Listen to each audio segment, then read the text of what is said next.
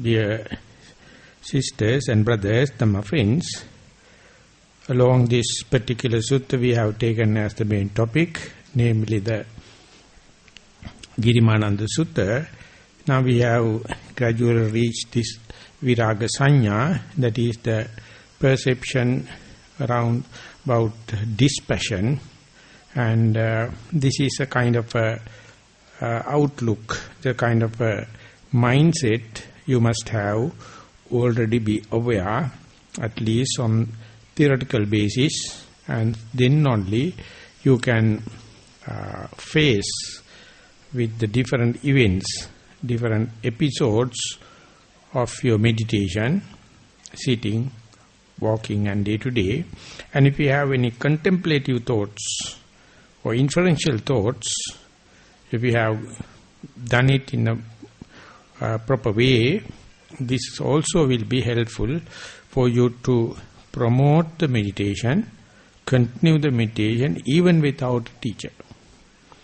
But when and where you have the practical side of it, the realization of it, you are bound to get so much of peace of mind, and that the nature, the peace of mind, you may get even while reciting this phrase. Etang santang, etang panitang, yadidang sabba sankara samato, sabbupadi patinissaggo, tannakkayo, virago, nibbana. The very phrase, very sound itself is calming. So therefore, we are today to discuss how to develop this perception of dispassion, that is somewhat against the grain, because we were throughout the life thinking about passionate and desirable and good side, and that was our main aim, and therefore so far we hate undesirable side, and dispassion appear to be something defeat, something mishap, something lacking in our effort. That is why this dispassion happened like. But when and where you go into a forest and seated under a tree or taken into a solitude place, when and where you are to concentrate your mind into a repetitively into a neutral object, any passionate idea, any kind of varietal entertainment is definitely a distraction, disturb you in different ways. So therefore you have to understand, going into the forest itself is a kind of a bodily action towards the dispassion, and sitting under a tree also, and seeking a solitude place itself is a physical part of this dispassion.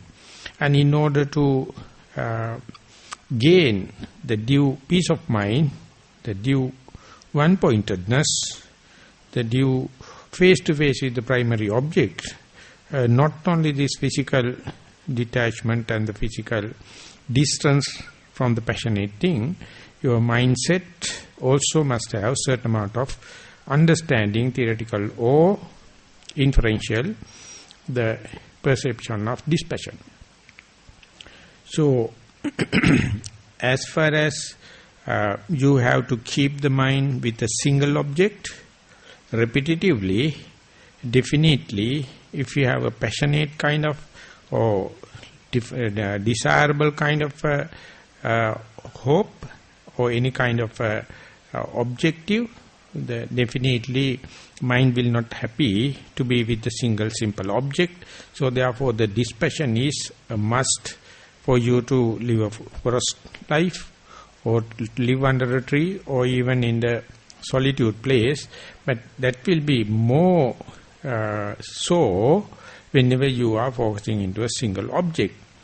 And therefore the person who was in pursuit of pleasure or sensuous gratification had that success by having so much of desirable visual objects, desirable sounds, smells, tastes, and different comfort, and that is called household pleasure.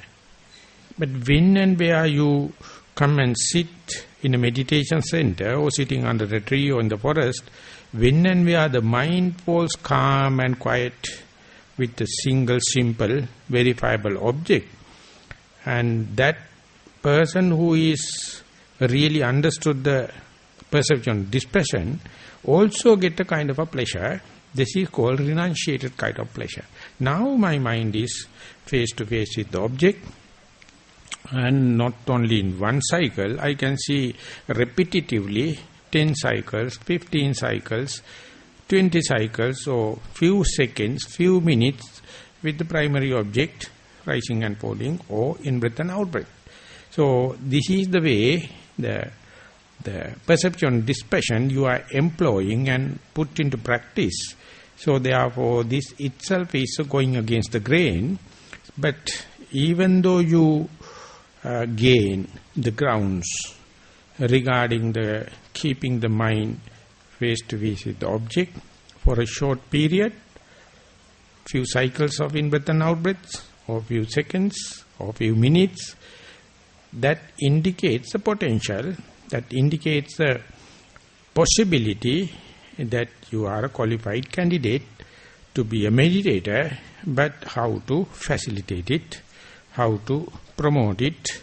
Yesterday we discussed about how to do away with this with kama vitakka, vyapada vitakka, vihinsa vitakka, sensual thoughts, ill will, thought with respect to the ill will and harmful. So they are directly related with the base main roots, tap roots like about the defilements. So now you have to not only take care of the primary object, when and where it is being attacked by these sensuous thoughts, ill will and harm, you have to understand this is the part you have to take care. So therefore you have to apply more and more ardent energy. This is called striving, and more you strive, you find at a time the mind is fairly free from the main three defilements, that is direct sense related thoughts, direct hate related thoughts, and the harmful related thoughts. But there are some inert, not so strong, but very frequent other thoughts. They are not fully charged, but if you misunderstand or misappropriate it, they can be again come up to the sensual thoughts or ill will and harmful kind of. So therefore more and more, if you wish to continue with this passion, not the three main defilements you have to be concerned, but underneath there are some not so bad, appear to be not so bad kind of thoughts. They often come whenever you take delight. They ultimately develop up to this sense desire or ill will or harm. So therefore now you have to be more concerned about these kind of subtle thoughts disguised in different other ways or perverted ways. Unless otherwise you are instructed properly and pinpointed, you are bound to recognize these subtle thoughts as benevolent and Samaritan, socialized, good things. So therefore, when and where you develop a certain skill regarding the sensuous desire, ill will and hate, still you have to be sharp on the other, that kind of thoughts. In our Theravada tradition, they have been categorized into 9 main channels in our thinking patterns. The first things, prominent things, are the thoughts related to the sensuous pleasure and ill will and the harm. And underneath, they usually, whenever they are not there, and still while the mind is fairly with the in-breath and out-breath, it appears like beneficial to think about relatives. It appears like a compassion. So you keep on thinking, how can I teach this precise teaching to my dear and near one? And moment you start to think, moment you are going to facilitate it, you are derailed and eccentric, keep on proliferating towards the Jnati Vitakka, that is about your dear and near one relatives. So ultimately you can't comprehend whether thinking about relative is bad or good. But as far as the dispassion is concerned, perception toward the dispassion is concerned, these are the one more dangerous than direct sense pleasure, because they appear disguised in the social way, compassion way. So you have to understand all of them are happening just to make you eccentric, pull away from the object. So therefore, thinking about the relatives appear to be a good thing as a citizens, appear to be a good thing as a householder, but the yogi, very serious about this, striving towards the peace of mind, etam santang etam panita, he must try to recognize this jnati vitakka, the thoughts, applying thoughts related to these relatives, is a perversion, and not to entertain, not to fertilize, not to nourish them. Because moment you start to think, you are no more here and now. You are in other places, you are in other people, and past and the future. So therefore, when you come up to that level, your dispassion as well as the doing away with this kind of thing must be sharper and sharper. And if you are going to discuss this with the non-meditator or with the wrong master, they will say it is good to think about the relatives because it is coming out of compassion, but you don't know these are the traps, pitfalls on your path. So therefore, instead of be face to face with the primary object, you are not directly now with the sense desire or ill will or harmful thoughts, but yet another trap is the jnati vitakka, and the other one is janapada vitakka, that is to say, think about other places. You may start to think, now we have come here, number of days we have no news. We don't know what is happening to the dollar, it is going up or down. You don't know whether there are some cyclones and the tornadoes and this country and this country, and the big concern about them appear like updating the hard disk.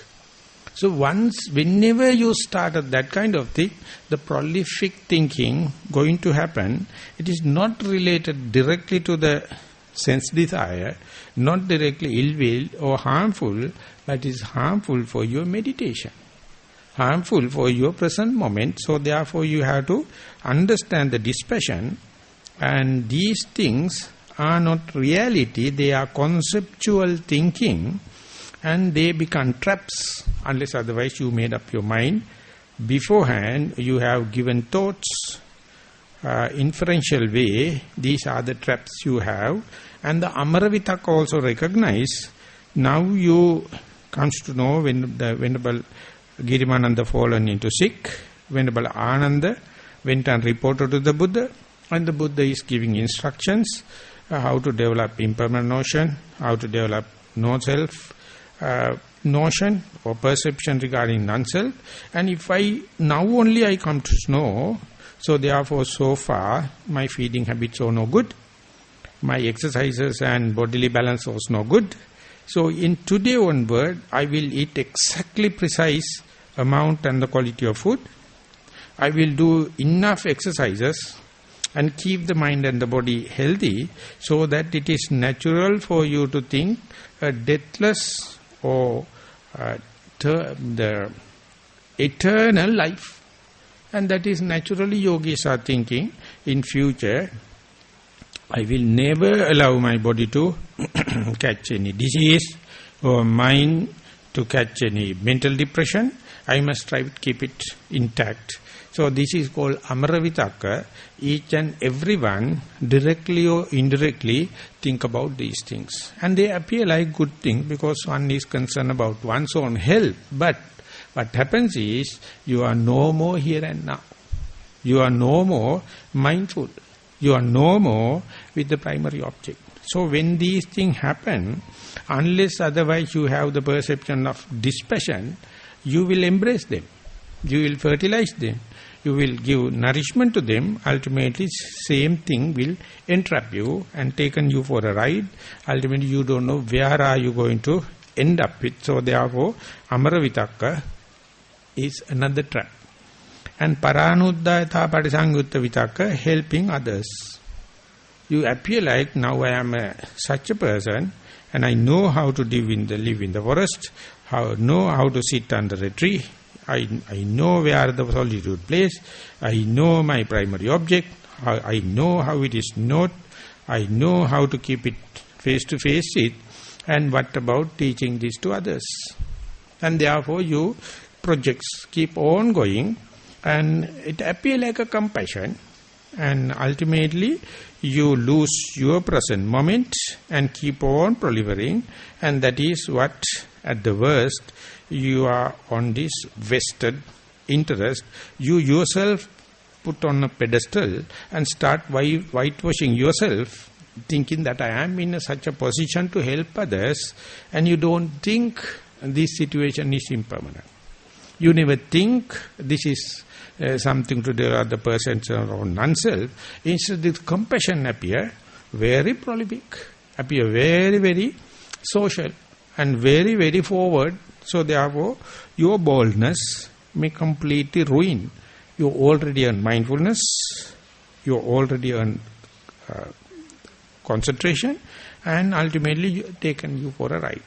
So it is very difficult to other people or immature yogis to understand why Buddha is so incompassionate. He's so incompassionate. He says that your compassion to the others is you are incompassionate to yourself, so therefore mind your own business. But it appears like little rude. It appears like little harsh. But this is the truth. For that, the mindset is called perception of dispassion. You are always keep yourself busy, concerned about others' compassion, others' well-being, at the cost of your mindfulness, at the cost of your here and now. So therefore, the compassion towards the others is known as the vested interest, and that is how the people start missionary work, thinking that we know God and we are with the blessing of the God. The others are barbaric. They don't know the God, therefore we must go, sacrificing our whole comfort to the other countries and make them believers. And they create hell and telling, if you do not believe, you will be destined to hell. Otherwise you will be at the gun tip. Come to this side, and this kind of a thing, exactly the same thing, the yogi is going to think about this kind of entrepreneurs, to compassion towards others, and this is easily you can see under the name of religion, Buddhism. This is what totally happening.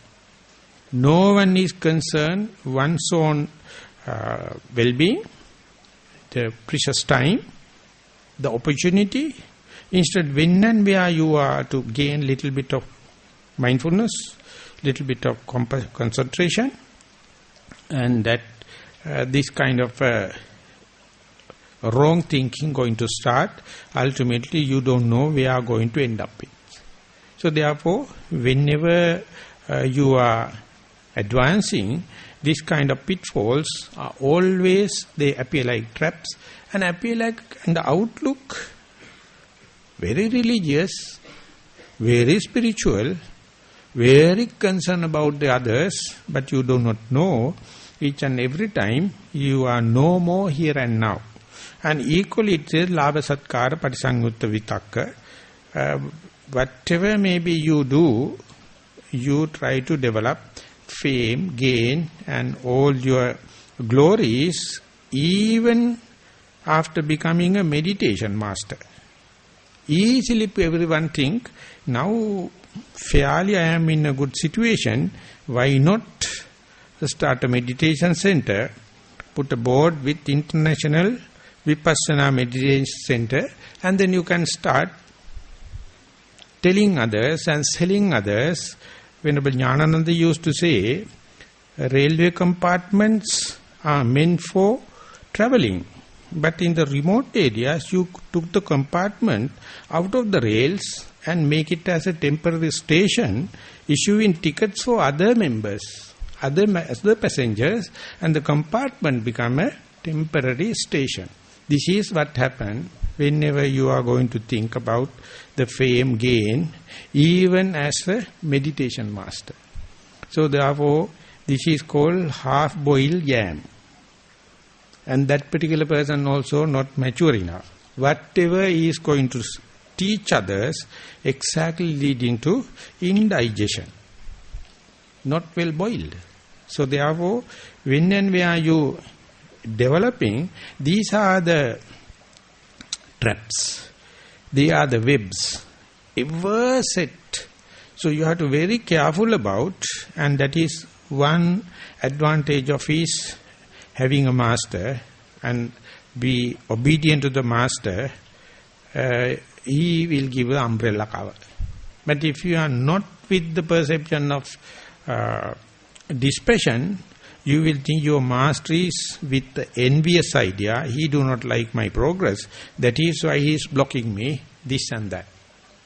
And then among the lay people, there is no control.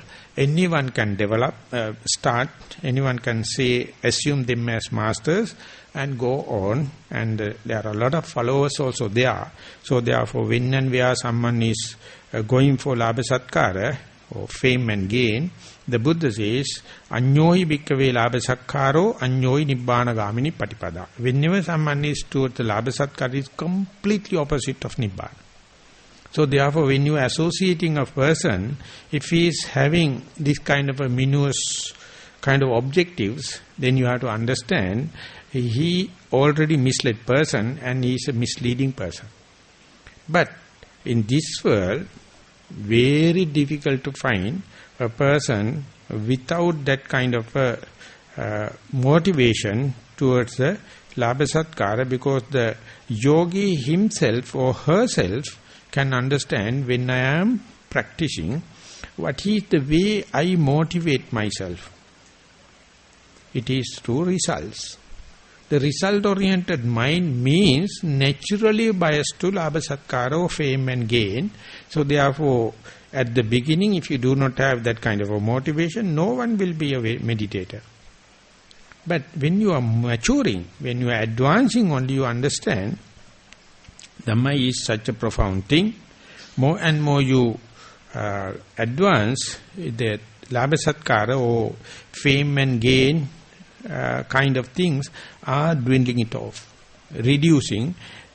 Proportionately, etam santang etam panitam. Proportionately you feel it is peaceful, mind is peaceful, it is sublime, it is contented and stilling of the activities, and you start to see things are happening.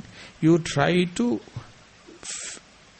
adjust according to the suit, rather than rushing to have the gain fame. And that is how you have to be traditional in a sense. Theravada is a traditional kind of teaching. It thrived 2,600 years amidst of so much of foreign invasion, so much of natural disasters. Because each and every person successful, they never thought about the gain and fame and money and exploitation. That is why no one can think about harming it. But you will harm yourself moment you going to think in terms of fame and gain. And this is a very ambiguous situation. At the beginning, the beginner, the starting person have a big ambitions. ambitions, and they have a lot of motivations because they have result-oriented one. But when you are maturing, you may find that result-oriented part also another symptoms of the fame and gain. So therefore you have to be aware of it, be compassionate if at the best. And the other one is anavanyati parisangyutta vitakka. You think I must go to 100% to the moral code or moral restrainment or sila, so much so I must behave in the society, no one will find fault with me, no one will blame me. I must behave in such a way, the blameless life. So these also appear to be very good,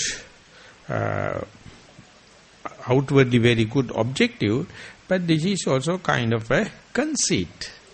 In this world, no one, an exception. Natti loke anindito. There is no person can claim I have not got any blame. Even the Buddha.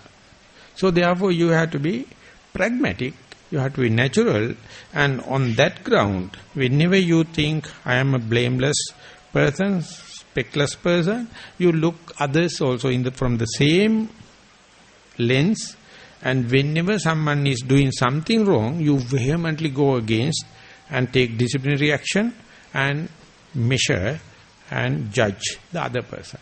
So therefore, whenever you are going to say, yes, I am reducing the amount of blemishes, I am reducing the amount of defilements, I am make the path more and more frictionless, but I can't live in this world without a friction.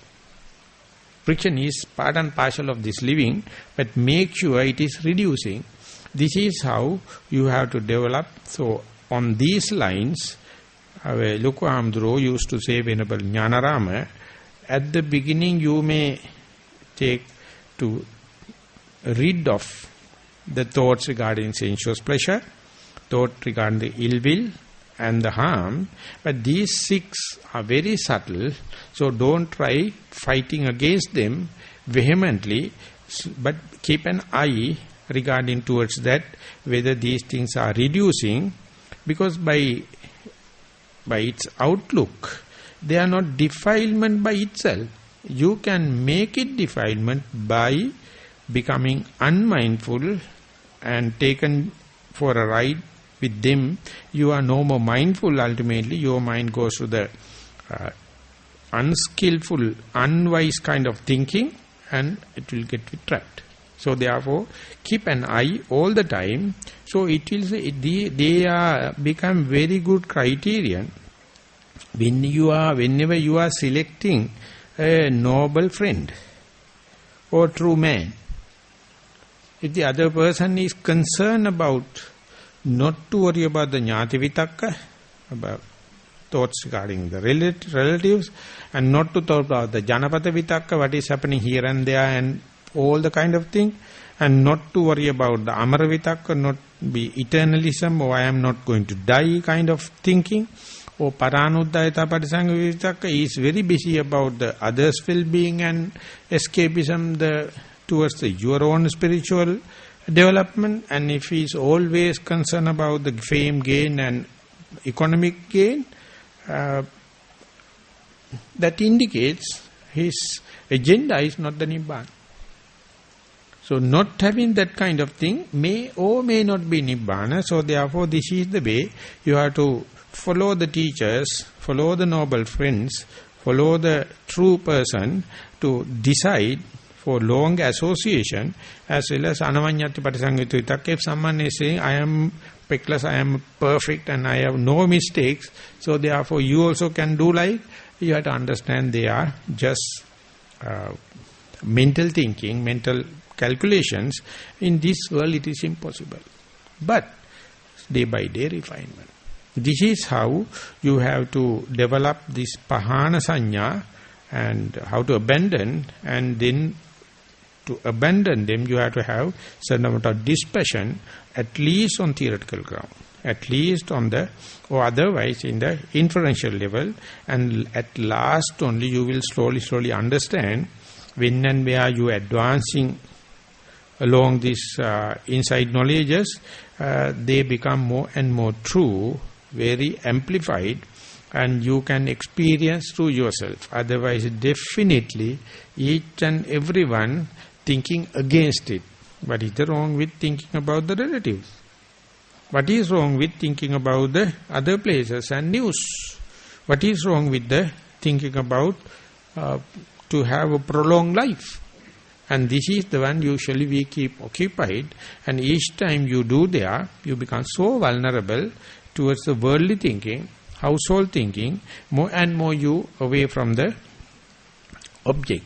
Instead, if you know that and be aware, these are my personality traits, these are the way of channels along which I am thinking, and when and there happen, don't try to push them away, understand it and try to keep your mind as much as possible with the primary object, and ultimately if you manage to see chronologically, whenever you are observing the primary object with the steadfast mindfulness, what are the evolutions, what are the changes, what are the modes or metamorphosis the primary object undergoes. More and more you observe the same object, less and less it become attractive. That's a rule of thumb. If you change the object so quickly, it may sometimes appear attractive and you feel like enthusiastic to see. So therefore, if you observe the same object again and again, the dispassion and discoloration and detachment is very obvious. That I think married people knows. And there are two kinds of sex, before marriage and after marriage. It is not the Buddha's teaching, but I think day by day you know it. And when such a thing happens, in order to cover this up or gloss over, what kind of a game, what kind of a camouflage, and in the meditation you put it in the positive way, observe the same object. Even at the beginning, the breath is not an attractive thing. And you do, it's as a recommendation of the Buddha. And more you pay attention, instead of the desire, instead of the arousal, slowly it is disappearing. When and where it is disappearing, if you are to see etan santang etam panita, the gross thing becomes subtle and the subtle thing becomes subtlest. That is what the peacefulness. No much of fluctuations. At the early breaths, the gross breath fluctuate with a big amplitude, and if you observe the same thing, it is very obvious the amplitude reduces and ultimately flat off. The first example or early examples we have taken, if a person go onto the seashore, in the thin water, shallow water, waves are very high and breaking and very dramatic.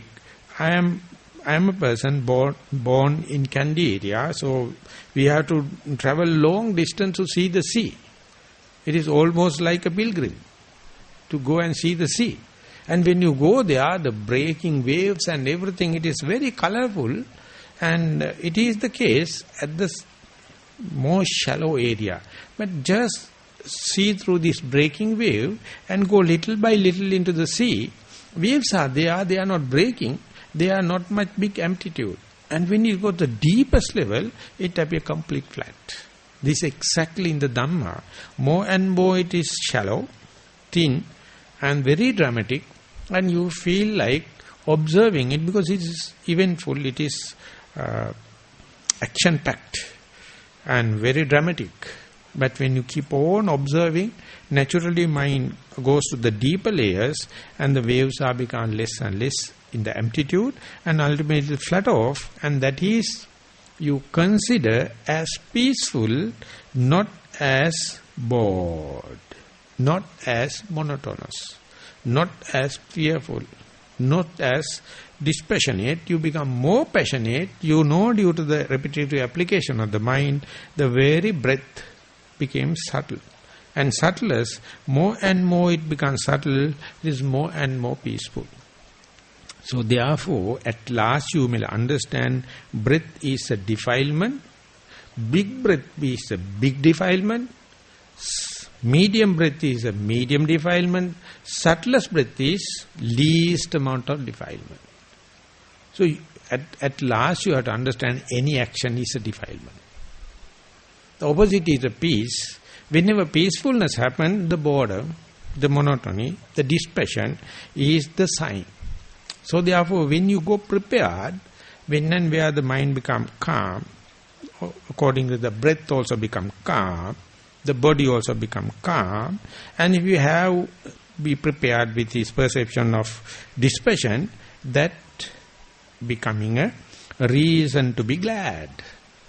Otherwise, you will think that my object lost, my mindfulness lost, my concentration lost, and you get agitated and you get up and go. Or otherwise, you will fall into sleep. These are the two extremes.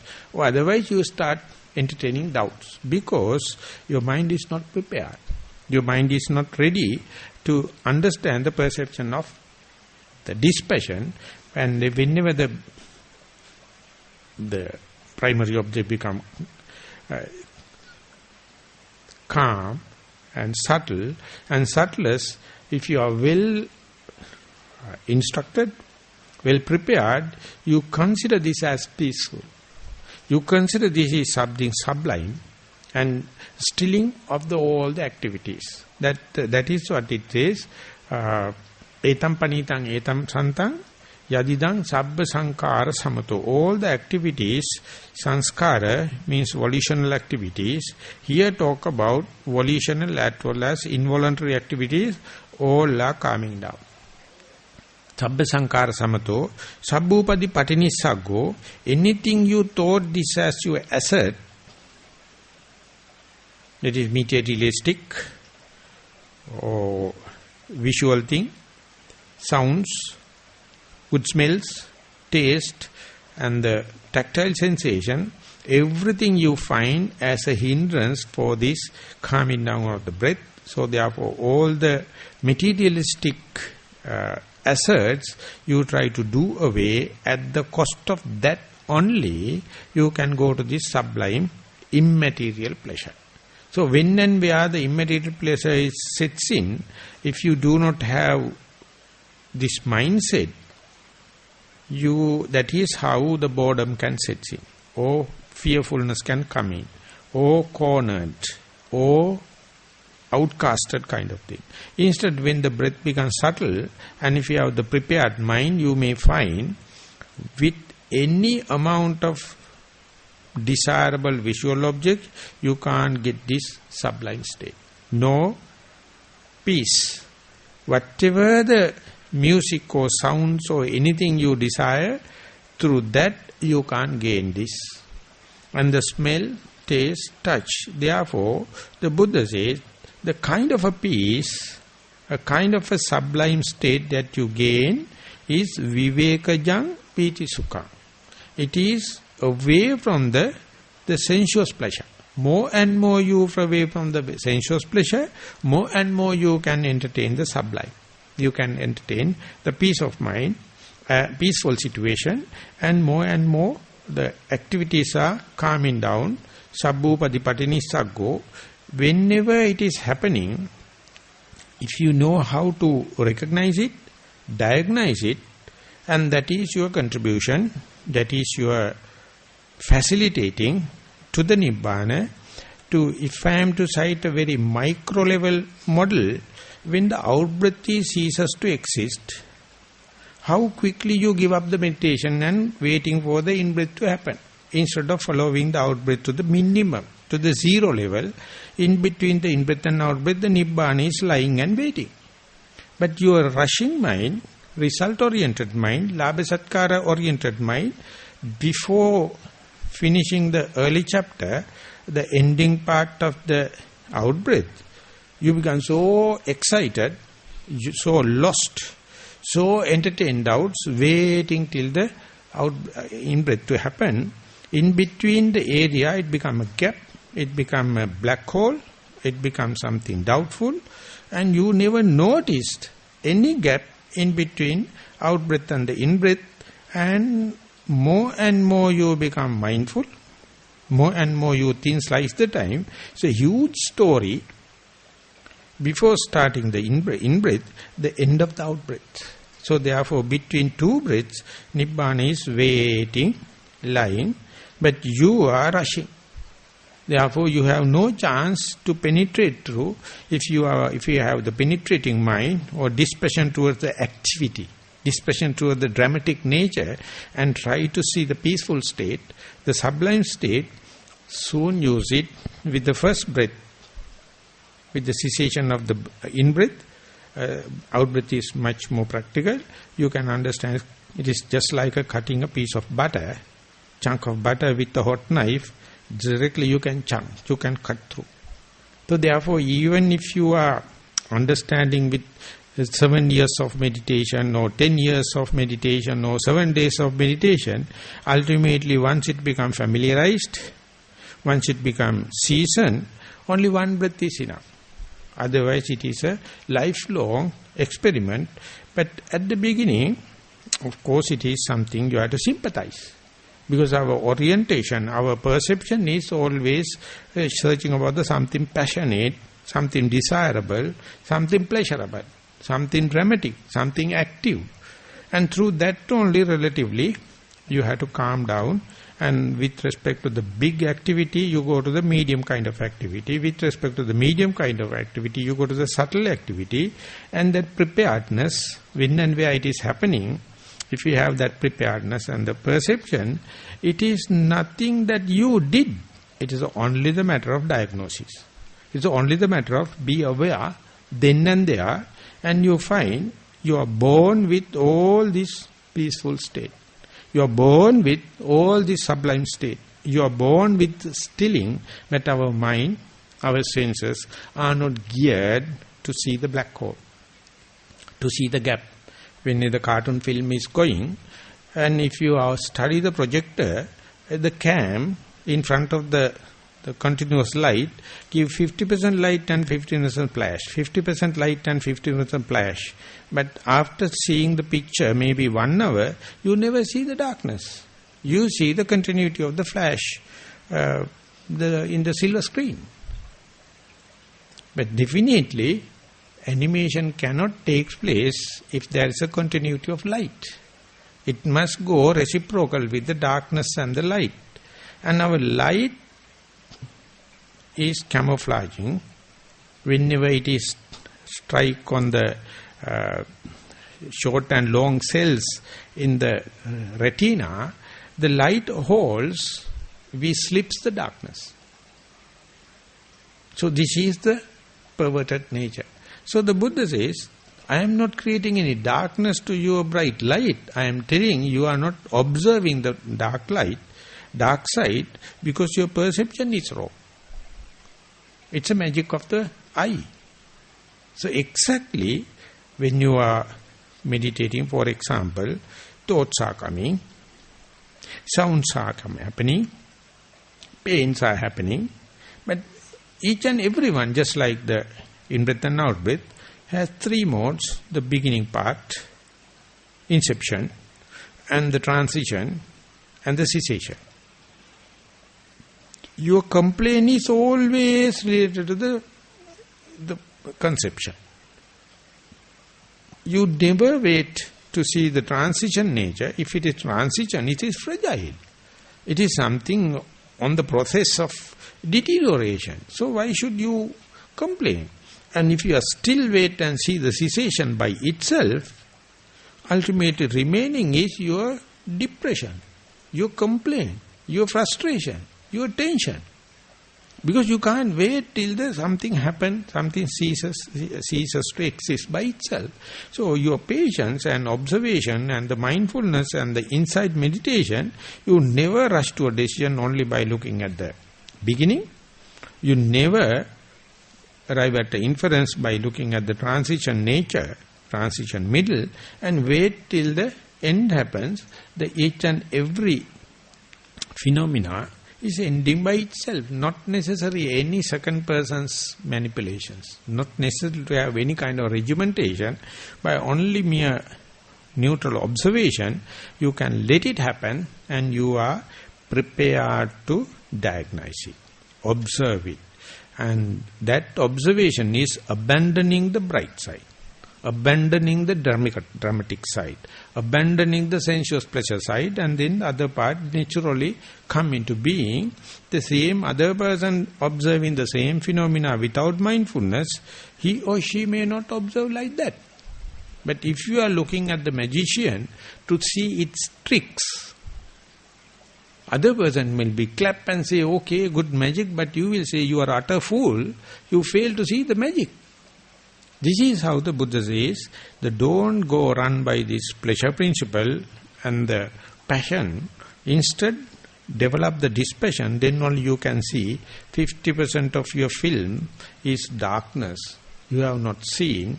If you are to see it, you have given money for 1 hour, but 50 minutes, 30 minutes you are in the darkness, and in between manipulations or in between animation is not the function of the director. You are the director making a comedy or tragedy by putting all the episodes into one and make the story.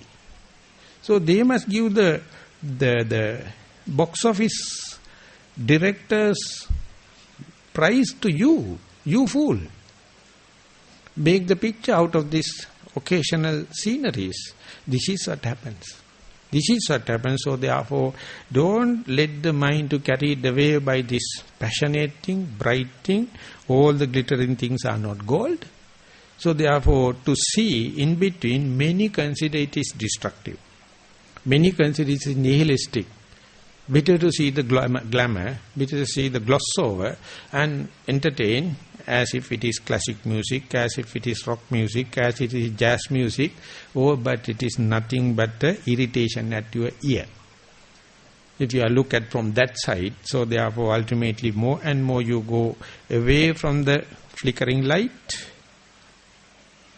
or beam light, or sounds, or smell, or taste, or bodily tactile sensation, then only the peace of the mind, peacefulness, the sublime nature about to arise, that is we call arousing out of freedom, out of solitude, out of lack of materiality, and naturally is spiritual. So therefore by meditation you gain nothing. Only thing is you see things as they are. You see that black hole. You see the gap in between, and ultimately when you see being so it is fragile, you never try to make planning, projections with that kind of a fragile thing. For example, if you wish to make furniture, if you wish to make a very symmetric and carved furniture, the wood must be the pith or hardwood. And then only it is worth taking time and get the symmetry and the fixation and the carving. But if you know it is softwood with the rotten one, are you going to make furniture out of that? Are you going to make carvings upon that? Never. That is why the Buddha says, as far as you have permanent notion, as far as you have the self or egotistic idea, so much so projections, so much so future planning, so much so daydreaming and fantasizing. When and where you are to see, then and there each object rising and passing away, arising to passing away, the projections and the planning, the creativity, the productivity appear like a joke appear like very fragile, appear like very temporary. So your tension slowly reducing. That is also part and parcel of this perception of dispassion. Of course, when that happens, you can feel it. But the Buddha now referring is, at the early part, if you have this kind of a dispassion, you will not entertain so much of frustration. You will not entertain so much of tension. You must not entertain so much of torturing and burning. And in this way, your mind and the body gain certain amount of peacefulness and sublime situation. And that is you gain by doing nothing. More you fight, more wear and tear, more heat, more rubbing. Slowly, when you go up to the situation, just merge with the nature, merge with the situation, you find you get a ride with the waves. So you know how to ride a wave. Wave is there, you just do surfing. Meditation is that. So at the beginning, of course, you must have to have that kind of enthusiasm and preparedness and go there. At the beginning, it is appear like a struggle, appear like a trying and striving. But later, when and where the perception of dispassion going to arise, it appear very natural thing, and you know how to ride the wave, how to surf it, and then only you can see noble people. Then only you can see true people. Then only you can see someone worth to associate. All the others are really behind the sense pleasure. And when and where you develop this dispassion, perception dispassion, your whole achievement, so to say, is a walkover. Not by fighting. No, there is no rivalry. Just by understanding things as they are in the proper proportion. But you can start with that. You have to start with early meditation practice, like keeping the object face to face and try to understand the natural characteristic, individual characteristic, and how it is developing into the common characteristic throughout without disturbing your mindfulness. When you go there, things happen could be categorized as dispassion, not much colorful, not much dramatic, but if you have the preparedness for that, you can really get the maximum benefits out of that, and rational mind completely going against that. So you have to have this perception-wise preparedness, and that is the way our eccentric mind bring into this peacefulness as well as the sublime situation, and that is the gift the Buddha is waiting to share with everyone. As far as you have your crafty nature, your individual agenda, your individual imitation, each and everyone become a limitation. The day you are ready to witness it, your faith and your surrendering character, lack of adamant nature will naturally come up like a blooming flower. And the Buddha very knows about that. Therefore he says at the beginning it is painfully slow. When you are progressing, you learn the art. At the beginning it is a science. Ultimately the science become art, and you know how to ride the wave, how to surf. Then only, as I mentioned, you can see true person. You can see the noble person, and within that also the true person, the nobility going to arise. So therefore this Maha, the viraga sanya, is very organic.